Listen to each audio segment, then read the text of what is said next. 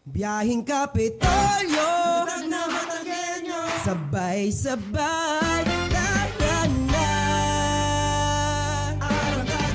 Kwento ng bawat bayan, ang kalingang laging nariyan. Tiwala na inilaan, talino at puso, yan ang ating puhunan. Sa kalsada ng pag-asa, may direksyong malinaw. Sama-sama, lakad tayo sa hakbang ng lalawigan. Ikaw ang kabalikan. Biyaheng Kapitolyo, serbisyong tapat sa Batanggenyo. Biyaheng Kapitolyo, matatag na Batangas, yan ang puso talino. Bukas ay iabot kamay, kapit bisig sabay-sabay. Biyaheng Kapitolyo, Talino sa serbisyo, Kapitolyo. pusong Batanggenyo. Talino at puso. Sa bawat kilometrong ating tinatahak, may kwento ng pag-asa at pagbabago.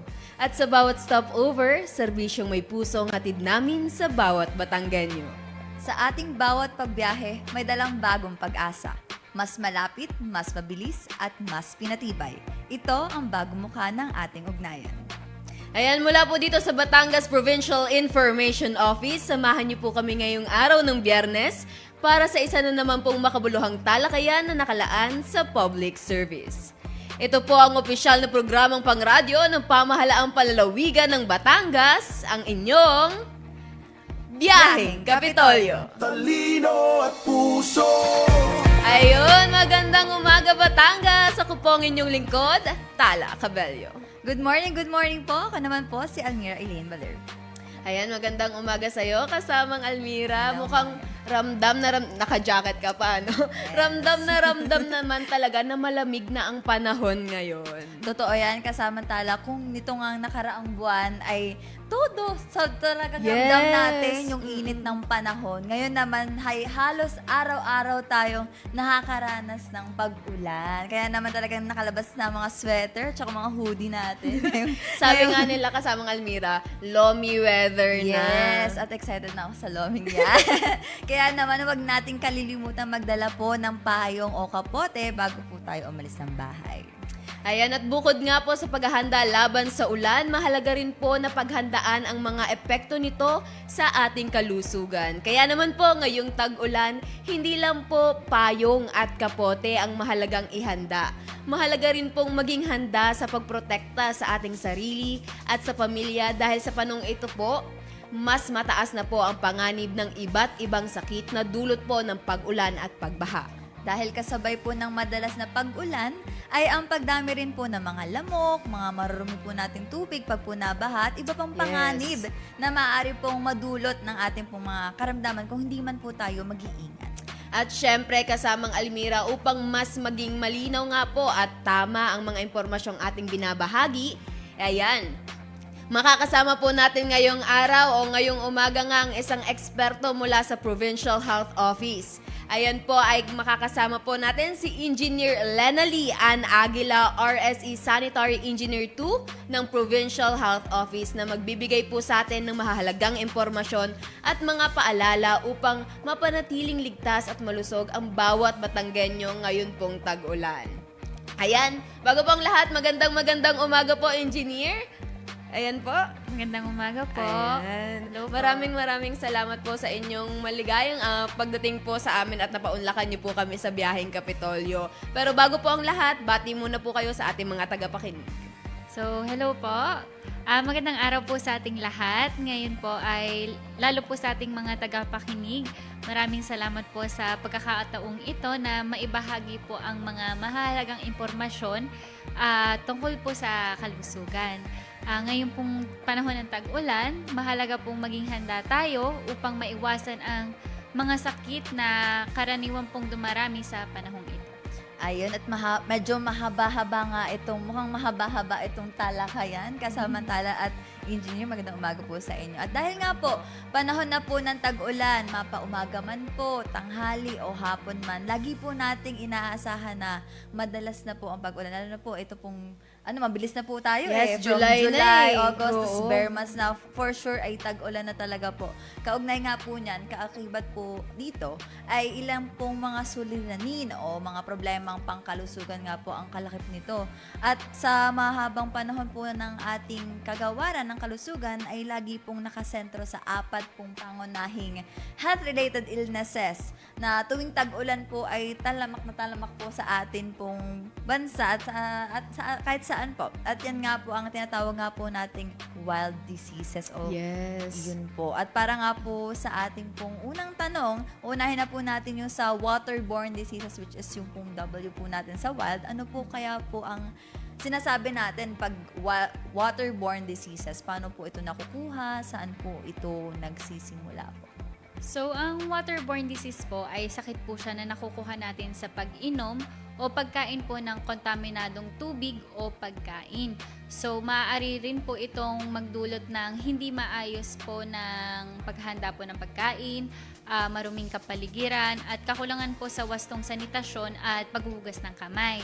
Tuwing pong tag-ulan, tumataas po ang panganib dahil maaaring mahaluan po ng maruming tubig baha ang ating pong pinagkukuhanan ng tubig at saka pagkain.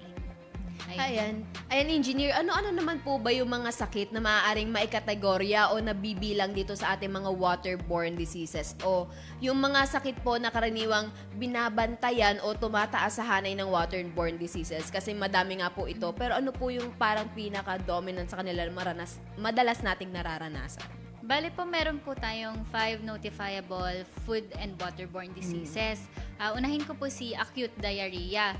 Ito po yung madalas na pagdumi ng malambot o matubig na dumi. Maaari po itong dulot ng bacteria, virus, or parasites na mula po siya sa kontaminadong pagkain or tubig. Ang pangunahing panganib po nito ay dehydration. So, si cholera naman po, isa pa po siyang kasama sa 5 notifiable diseases. Isa po siyang bacterial infection na dulot po ng isang causative agent na Vibrio cholerae. Nagdudulot po ito ng matinding pagtatae at pagsusuka na maaaring mauwi po sa matinding dehydration kung hindi po ito maaagapan. And then, sunod po yung rotavirus. Ang rotavirus naman po ay isang viral infection na karaniwang nakaaapekto sa ating mga sanggol at batang wala pang 5 taong gulang. Nagdudulot po ito ng matinding pagtatae, pagsusuka at lagnat. And then yung sunod naman po ay hepatitis A. Ito po ay isang viral infection na umaatake sa atay. Nakukuha po ito sa pagkain po or pag-inom ng kontaminadong tubig o pagkain na maaari pong magkaroon ng paninilaw ng balat o mata, pagsusuka po, panghihina, at pagkawala po ng gana sa pagkain. And then yung isa naman po, yung typhoid fever, ito po ay isang bacterial infection na dulot ng Salmonella typhi o causative agent din po siya na nagdudulot po ito ng matagal na lagnat, pananakit ng tiyan, panghihina at minsan po ay pagtatae or constipation. Ayan, kasamang Almira, sa mga nabanggit ni Engineer, parang ang napapansin ko, halos lahat ng mga sakit na yon ay nakukuha from sa kinakain. Ano Yes po, po. o yung Tsaka tubig. nadadigest natin yung sa tubig. Yes po. Opo. With all that said po, kamusta naman po yung case surveillance po ng ating PHO pagdating po sa mga sakit na ito? Kamusta po yung mga napapaulat po ng mga kaso kung may mga datos man po kayo? At sa ganito pong panahon po ba ay kamusta po yung alert status po ng kagawaran ng kalusugan po pagdating sa mga ito? Patuloy naman pong nagsasagawa ang ating PESU or tinatawag po nating Provincial Epidemiology Surveillance Unit ng disease surveillance po upang maagang matukoy ang mga kaso po. Sa ngayon po ay kasalukuyan ay may ilan po tayong numero na naitalang kaso ng waterborne diseases. Kaya po patuloy pa rin po talaga ang ating monitoring, health education sa ating mga community, lalo na po sa mga LGUs po na apektado. And then, kasama naman po natin ang iba't ibang LGUs para po maikalat ang mga impormasyong kinakailangan upang hindi po umangat po ang mga kaso ng wild diseases. Ito pong mga wild diseases po na ito, ano po kaya yung month na mas mataas yung kaso? Pag po talaga panahon po ng tag-ulan doon So, po. inaasahan po natin na baka ngayong July, August, at Burr months ay maaari pong tumaas pa po yung kaso. Maaari po, pero hindi po natin din siya hahayaan na tumaas Yes. kasi kailangan po nating ma-prevent po ito. Ayun po, kaya patuloy po ang monitoring din natin.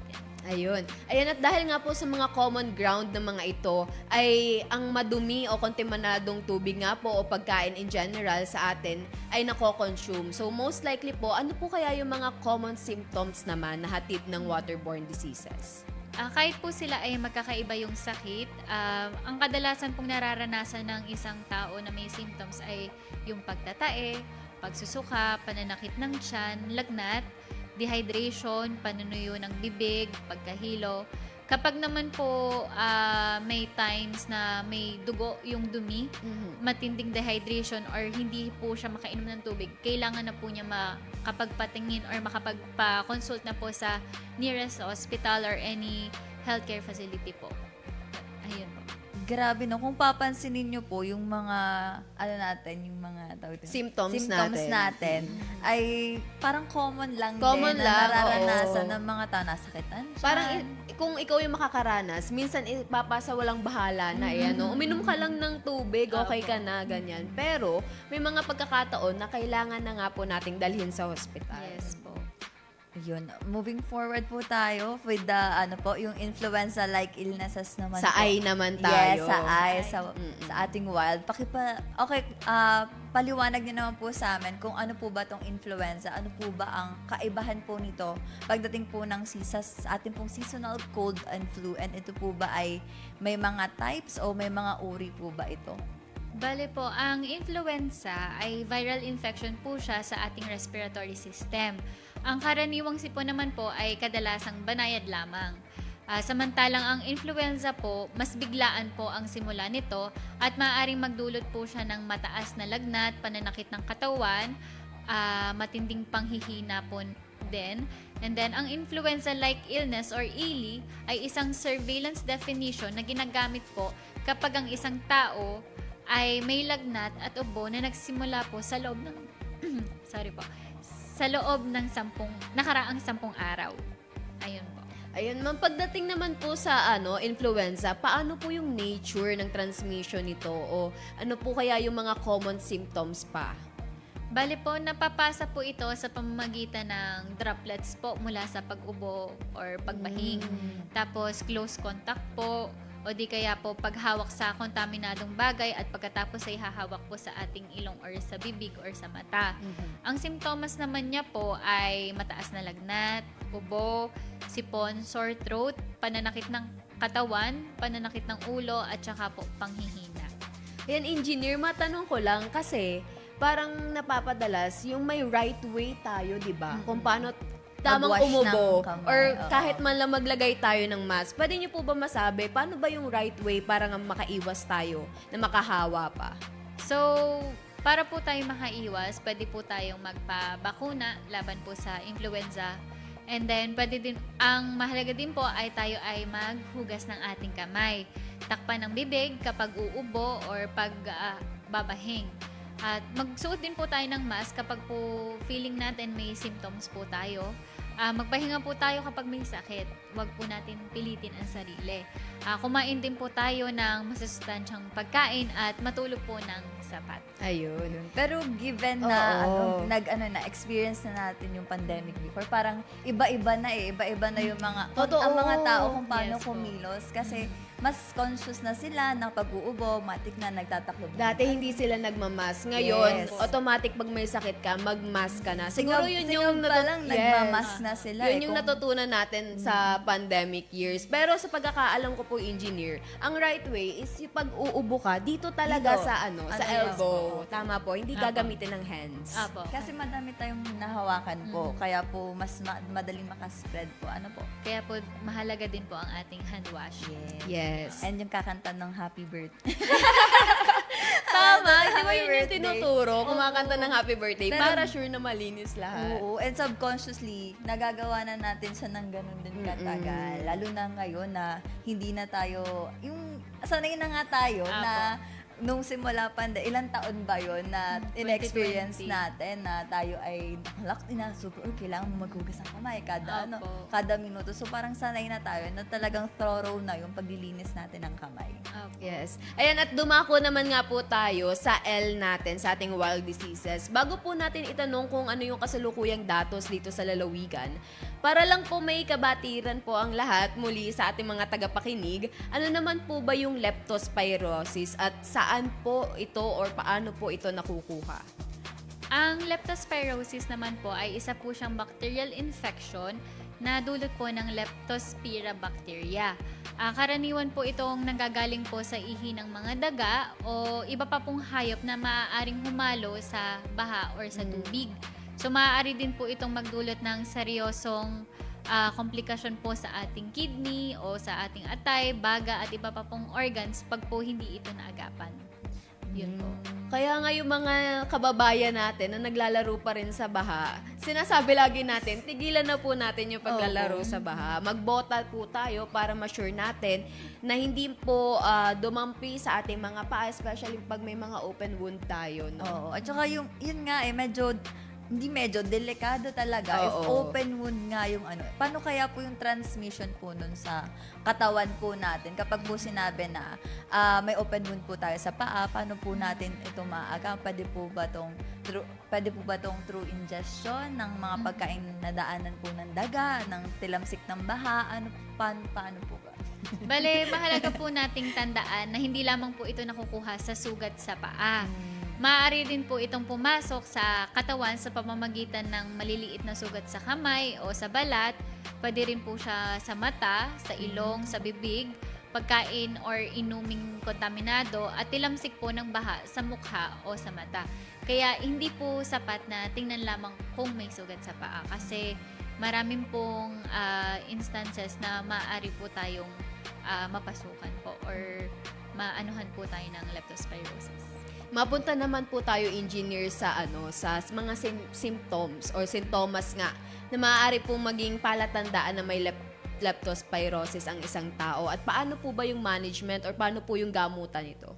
Bale po, ang simptomas niya po kasi ay pag po may mataas na lagnat, matinding pananakit ng kalamnan, lalo na po sa binte, sakit ng ulo, pamumula ng mata, pagsusuka, paninilaw po ng balat, hirap sa pag-ihi, at kapag naman po may history po sa paglusong sa baha at nagkaroon po siya ng simptomas, dapat po ay magpakonsulta agad.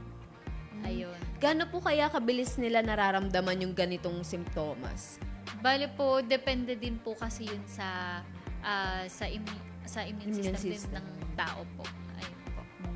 Mabalik po tayo sa ating pong datos. Kamusta po ba ang datos po natin sa lalawigan po nitong nito pong taong ito so far? Noong nakaraang taon naman po ay nakapagtala po tayo ng 5 kaso habang ngayong taon naman po ay kasalukuyan mayroon po tayong 8 na kaso. So patuloy po ang ating case investigation, health education, environmental sanitation at pakikipag-ugnayan po sa ating mga LGU. So, medyo tumaas tayo ngayong Opo. taon. Pero, di pa nga po ito natatapos ang Opo. taon, ay 8 na po. Last year po, buong taon po ba yung 5? Opo. Ayun, nadagdagan ng 3, pero kalahati pa lang tayo ng taon. Ayan, at bilang panghuli naman po sa ating mga wild diseases, pag-usapan naman po natin ang D o yun pong tinatawag natin na dengue na talagang gas-gas na sa lahat. Kasi, alam naman natin kung gaano kadelikado yung dengue. Ayan, matanong ko lang po, itanong lang po namin sa inyo yung mga recent data po ng dengue. So, ang ating pong dengue ay tumaas po ang kaso nito sa ating bansa. Noong pong nakaraang taon, as early as first quarter po nung 2025, umangat po siya. Tapos yun naman pong buwan ng Pebrero, nagkaroon po agad tayo ng mas susing talakayan po sa dengue. Ayan.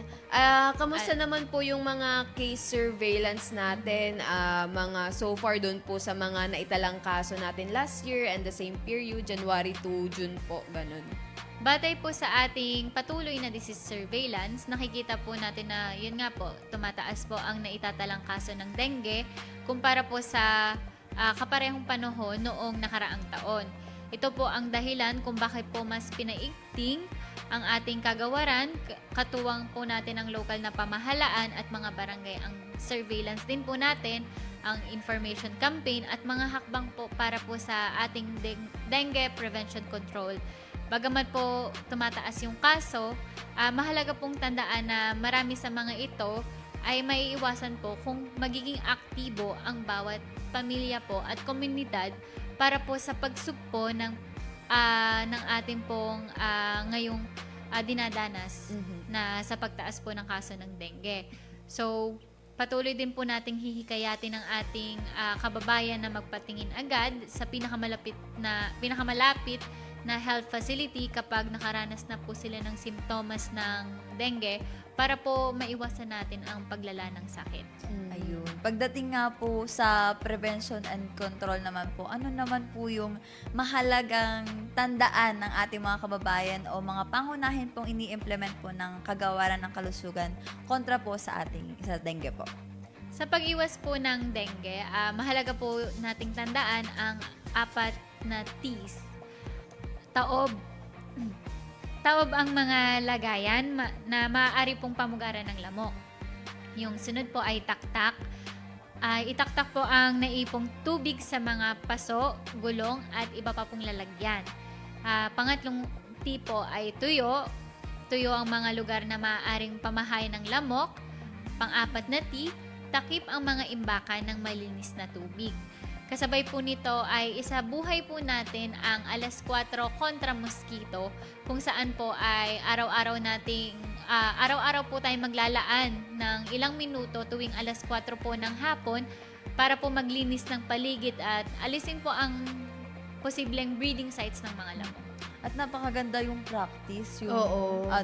merong R. Kasi Nakakatuwa, kapag nasanay ka- taob, taktak, Oo. tuyo, takip. Opo. Ang galing. Madali siyang tandaan.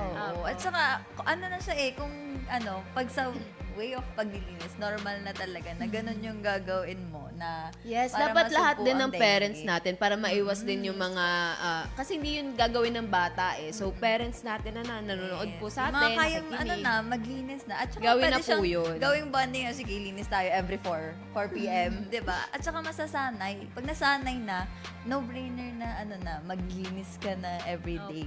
At saka makatulong pa sa ating mga health. Ayun, pinapractice nyo naman po din yun. Opo. Bali po sa office namin, ang din po, lagi po kami ding merong 4 kontra mosquito. Yun po. Ayun. Nakakapag-connect yung community. Pag ganyan. Totoo. Ayan, baka naman po may iba pa kayong mga nais ibahagi po ng mga programa, mga aktibidad po sa inyong tanggapan. Especially po this month of July, iba pa pong mga nais pasadahan na maaari nyo pong mabanggit ngayon. Bali po, patuloy po tayo nakikipag-ugnayan sa ating iba't ibang LGUs para po masuportahan po natin sila sa pagkakalap ng mga datos at pagsasagawa po ng mga IEC campaigns na related po sa prevention ng ating wild diseases. Nandito po ang ating PESU para po sa pagtutok ng surveillance data po, ang ating pong Vector Disease Control Program at ang ating pong Environmental Health and Sanitation Unit para naman po matulungan ang ating LGU sa mga ganitong programang ating inilulunsad po patungkol po sa paglulunsad po ng ating para po sa mas matatag na kalusugan. Ayun. Sobrang nakakatulong din na sama-sama. Siyempre, ka-partner nga dyan yung mga partner agencies natin, national agencies natin, hindi lang sa pagbabahagi ng mga information at para nga mapalawak pa yung kamalayan ng ating mga kababayan patungkol nga dito sa mga wild diseases na madalas nating natatanggap o madalas nating nararanasan kapag tag-ulan. So, malaking tulong po ang ginagawa nyo po, lalo po na kayo ay pumunta dito sa Biyaheng Kapitolyo para po masabi po sa ating mga tagapakinig. Pero bago po ang lahat, gaano na po kayo katagal bilang sanitary officer dito po sa ating PHO?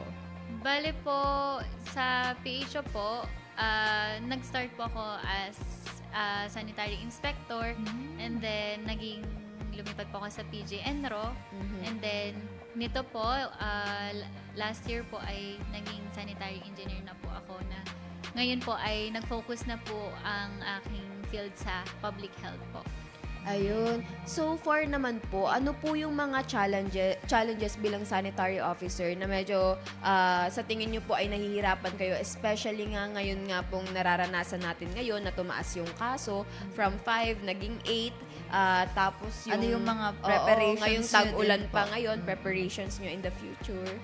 Bale po, ngayon naman po ay hindi po kami tumitigil sa pakikipag-coordinate po sa ating sanidad po, sa ating mga LGU para po ma-monitor po ang kanila pong mga kababayan patungkol po sa ating mga environmental related and sanitation programs po. So, kami po ngayon, nagpe-prepare po kami ng mga, ngayon pong tag-ulan, nagpe-prepare po kami ng mga commodities para po na once po na dumating na po nga ang bagyo, ay kami po ay nakaprepare po ang aming mga jerry cans na ibibigay po sa LGU if needed po nila. Aquatabs po, para, yung aquatab po kasi, siya po yung magtitreat po ng tubig, and then naka-ready din po ang ating ORS or yung ating oral rehydration solution. If ever naman po, if ever po hindi po available ang ORS, pwede po tayong gumawa ng homemade na ORS. Ang formula niya po ay 1 litro ng tubig, tapos 4 na kutsarita po ng sugar, and then 1 kutsarita po ng asin. So, yun po. Yun po yung aming So, pwede siyang nakalat. magawa kahit nasa bahay ka Yes lamang. po, in case po na wala pong available silang ORS. Ayun po yung aming mga hinahanda as sa environmental health and sanitation. Yeah. Pwedeng itatanong ko lang din, since madami nga din tayong kabataan ngayon, meron ba kayong mga programs o mga advocacies din na sinasama nyo yung mga kabataan dito sa mga ganitong projects, sa mga ganitong pagbibigay nga ng impormasyon sa programa? Bale po, sa ngayon po ay wala pa po kaming youth-related po na projects. Pero meron naman po kaming coordination with students po from Batangas State University sa sanitary engineering po. Pag po may mga research sila na gusto po nilang i-title po ay sa public health or i-relate po sa public health, napunta naman po sila sa atin para po humingi ng tulong po kung ano po ang maaari nating maibigay pong impormasyon sa kanila.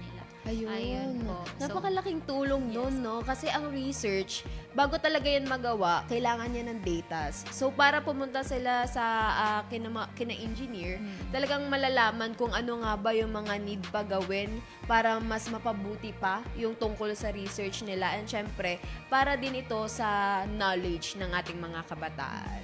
Ayun, madagdag ko lang po na tanong. Dahil madalas na nga po yung pag-ulan po natin, madalas na din natin mararanasan na ang sama ng panahon. Andyan na po yung mga thunderstorms natin, lalo't higit na po itong ating bagyo. Ano po ba yung mga pwedeng ihanda ng ating mga kababayan? O ano po ba yung mga necessities o mga bagay na dapat po nila ilaman doon sa tinatawag po nating go bag? Go bag. Oo. Bale po, pwede po nating ilagay po sa ating go bag ay yung tubig na may inom.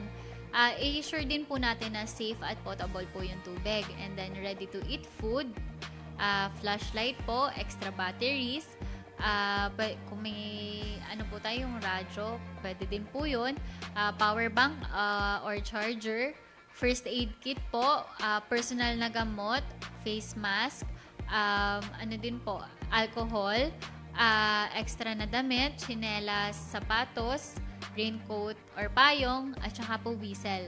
Pwede din po, if may baby, pwede po din baby supplies. Ayun po. Ayun, napakahalaga ng go bag natin, engineer, kasi nga, pag nabaha, tapos wala tayong mga tao na makakasama, kailangan natin ng handa na kit para in case nga ng emergency. Ayun, kasama kay Mira. Ba't ka napapatawa siya? Wala, nadidistract ako sa ating ano yun.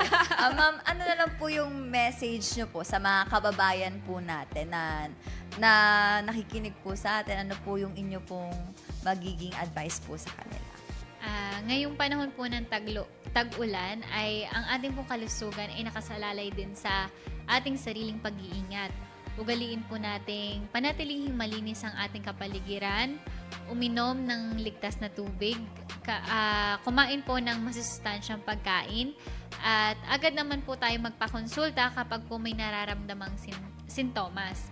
Tandaan po din natin na mas mabuti ang pag-iwas kaysa sa pagpapagamot. Kaya sama-sama po nating pangalagaan ang ating kalusugan at saka po ang kalusugan din ng ating pamilya. Ayun, tama yun. Lagi natin yung pinipreach dito sa Biyaheng Kapitolyo, especially pag ang usapan natin ay kalusugan. Dahil dapat maiwasan at dapat prevention, sabi nga natin, is Prevention better is than the cure. cure, Gasgas man sabihin, pero yun po talaga yung totoo. Tsaka yun yung key talaga Oo. sa lahat yung ating hygiene, syempre, una sa lahat, at sa ating pag-iingat. Yun lang Tama. naman talaga para maging masaya at maging healthy ang buong family at ang community. Ayan, Engineer, bago nga tayo magtapos, baka may gusto kayong pasalamatan, batiin, narito na po at pwede nyo na po itong, nasa inyo na po ang pagkakataon. Sige po. Unang-una po sa Yes, lahat, maraming salamat po sa pagkakataong ito para po maibahagi po yung mga impormasyon. Nawa din po ay ito po ay maging silbing gabay po sa ating kababayan upang po manatiling ligtas at malusog ngayong panahon po ng tag-ulan. Kaya maraming salamat po sa ating lahat. Ayun po. Magandang araw po. Ayun, maraming salamat nga po again sa pagpapaunlak nyo po sa aming Biyaheng Kapitolyo. At first time nyo po, Yes po. sana po Yes, sa welcome susunod po. pa, Opo. makasama pa natin Okay na si po. Ma'am. Next year po or sa mga coming months. First time. Parang kinabahan si Ma'am. Pero again po, ito po ay parang tara lang tayo nagkukwentuhan talaga. At syempre, para ito sa ating mga mamamayang Batanggenyo. Ayan, Yes po. maraming salamat po, Engineer Lenali Ann Aguila, RSC Sanitary Engineer 2 mula po sa Provincial Health Office. Sa pagbabahagi po ng inyong oras at ng napakahalagang impormasyon tungkol nga po sa ating wild diseases. At malaking tulong po ang inyong mga paalala at ang inyong para maging handa ang ating mga kababayan ngayong panahon po ng tag-ulan. Ayun, at tunay nga po, ang pag-iingat ay nagsisimula sa tamang kaalaman. Kaya ang mga kababayan po, wag po nating baliwalain ang mga sintomas ng sakit. Panatiliin po nating malinis ang ating mga kapaligiran. Iwasan po natin ang paglusong sa baha. Kung maaari, huwag nang mag-TikTok kung maaari. At ugaliin kumonsulta po agad sa mga pinakamalapit po na health facility po sa atin pong kung kinakailangan po. Yes, ayan, muli maraming salamat po sa inyong pagbisita sa ating programa. Naway patuloy po ninyong maihatid ang serbisyong pangkalusugan para sa bawat Batanggenyo at serbisyong may talino at puso. Yes, at naisingit talaga ni Sis yan. Very nice. At sa ating mga tagapakinig po, tandaan po natin ang kalusugan ay kayamanang dapat nating pangalagaan sa anumang pong panahon. Maging alerto, maging handa at sama-sama nating labanan ang wild ngayong tag-ulan. Ayan, again, maraming salamat Thank you po, so ma'am. much po, Engineer. Sana Thank po you din po. nag-enjoy po kayo. At Yes po. sa sunod po ulit, yes? Yes po, makakaasa po ba kami? Pwede na po ito. Ayan, at dito na nga po nagtatapos ang ating pagbiyahe ngayong araw. Ayan na, yung ubo natin. Sa ating mga katiwala, kung nais nyo pong pakinggan at mapanood muli ang episode ngayong umaga, maaari nyo po itong balikan sa aming Facebook page sa Batangas PIO. I-like at i-follow na rin po ang aming official social media accounts para sa iba pang updates. Subaybayan at magkarinigan po muli tayo next week para sa panibagong edisyon at bagong pagpasada ng inyong programang pangkaalaman, informasyon at pagbabalita. Siyempre, hindi din po natin makakalimutan ng ating napakakulit na technical team ngayong araw. Talaga, Nakasama nating kakaiba yung kulit bumiyahe. nila ngayong araw. Oo, dahil ata ito ni Direk Froy. Ano?